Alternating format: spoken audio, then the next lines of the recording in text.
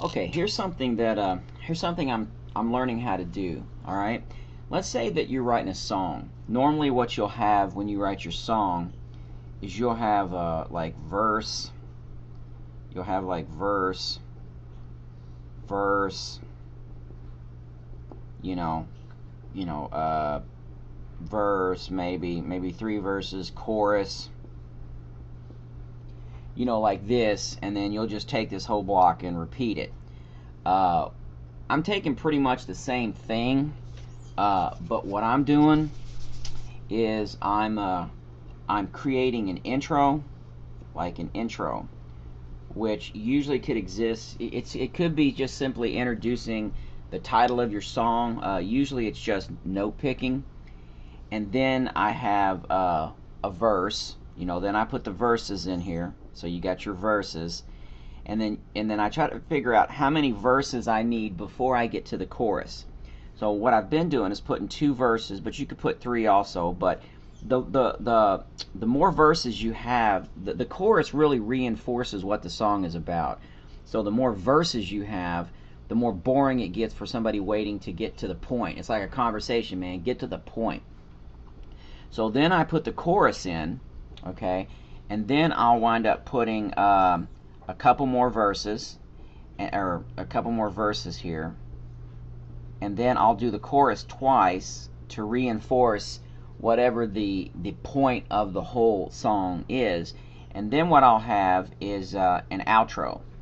This is an outro is where you slowly pick the chords, or just pick, you know, just strum the chords. Like you could strum, like if you have 4 chords, you could strum them here, and then here you could pick them, and then a single strum, which is your what it resolves back to, the final chords you play, and then that would be the end of the song. Or it could be some, you could pick some notes or whatever.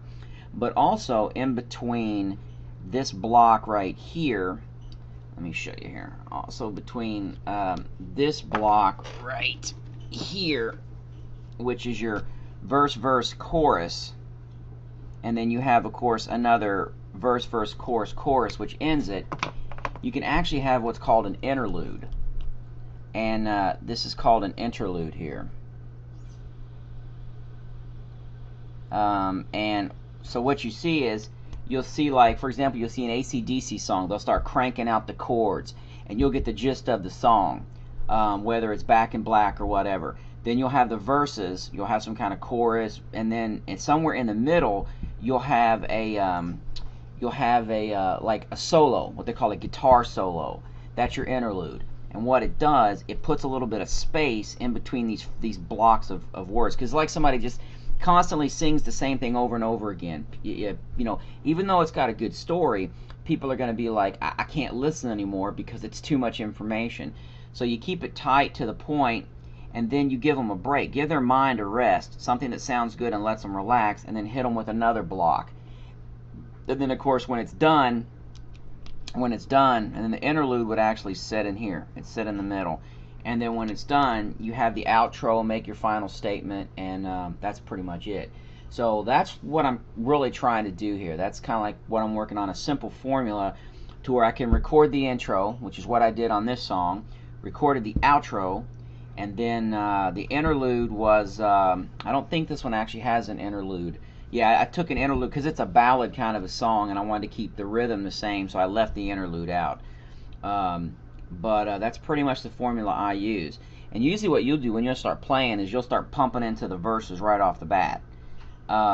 It's in where you have like a rhyming structure, like on your verses. Like if this is your if this is going to be your 4-sentence verse, on this one, like in this example, it looked like this. Okay, and what that means is the first, and see if this is 1, 2, 3, 4 sentences of verse 1. If this is verse 1, this one and this one rhymed, and this one, the last word of this one rhymed. So this was the way you laid the lyrics out. You can also have something like this. You can also have 1, 1, 2, 2. Where the last words of the first 2 sentences rhyme, and then the last words of the second two sentences rhyme. And that's what produces like a rhythm, and it gives you a feel for the song. And there's no real set formula for that from what I've read in the songwriting book. A lot of different songwriters use different techniques, but you know, it's whatever might it's whatever I think might work best for the song. So it's just little simple stuff like this. So what this is more like, it's just like an arrangement. You're saying, I'm going to give the listener something to listen to. I'm going to give the listener a story, and then I'm going to give them a final thought to think about. And the interlude is kind of like a resting point between the two sections. So that's why multi-track recording is really cool, because you can record this part by itself. You can, like before Kaylin sang, I recorded this.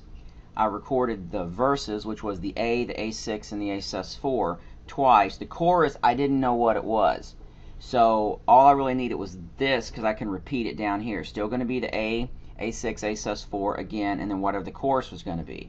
The interlude I didn't put in it. The outro I just simply strummed a couple chords. I think it was A sus4 and an A twice, so I could leave a final parting thought in the song, and that's pretty much it. So yeah, if you approach it from this angle, like a structure, if you come up with a structure for your song, because a lot of times when we write songs, it'll be just like lyrics. You know, you'll just start writing liming lyrics, because you got an idea that you want to convey, and so you start writing it. But a lot of times writers don't even think about, you know, how you going to put a melody to it, how you going to strum to that. Because I noticed when I was actually strumming to the song, as I was strumming up and down, the upstroke has a higher hit sound. It hits the higher notes, the higher E, the thin E string, whereas the downstroke has a stronger. If I'm hitting the upper E or the A, it has more of a bassy sound to it. And when you try to pair that up with words, you actually find it fairly awkward. So you almost have to do both at the same time. You have to get the lyrics, and then you need to sit down and strum. And believe me, man, I sat there and strummed over and over and over again to try to get a feel for what it was I was doing, and to get the words to actually, certain words would hit on a downstroke, certain words would hit on an upstroke. And that's the hard part about it, because, you know, like I know a lot of times when a person sits down, they'll just write it and then they'll start banging away, strumming, and then singing along to it. But kind of like the trick is to get the words, certain words to hit on a downstroke, to get the rhythm, and then certain words to hit on an upstroke. And that makes it super easy to sing, because that's what I think a lot of singers use as a reference for when they want to accent a note, or when a pitch change is coming up, or a key change. You're going into a different chord. So yeah, anyways, that's what I've been doing. I hope that helps, and you know, let me know what you think.